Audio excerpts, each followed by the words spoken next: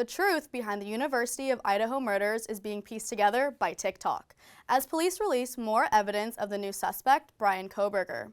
4 students from the University of Idaho were found dead in their house on November 13th of 2022.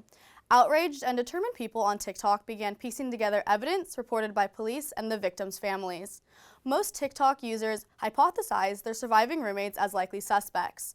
Others blamed a local food truck owner who encountered the victims the night of the murder. In a USA Today article, Jenna Ryu addresses the harm from spreading misinformation and conspiracy online. She states, unless you are directly involved in the investigative process, publicly accusing anyone should be off limits. This is how innocent people lose jobs, families, and even their lives. Ryu highlights how high-profile cases such as the Idaho murders are often heightened in media because of the public's obsession with true crime. Tana Davis, an Idaho State Police trooper who is helping the Moscow Police Department, urges people to be more mindful in any murder case before causing more trauma to the victims' families. I spoke to the students at the University of Oregon to ask where they learned about the Idaho murders and how often they believe information from social media. On social media, everyone is a broadcaster and everyone's a reader at the same time.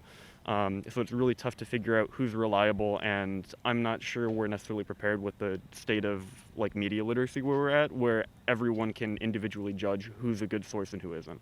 Definitely trusting the police and the local news sources is better.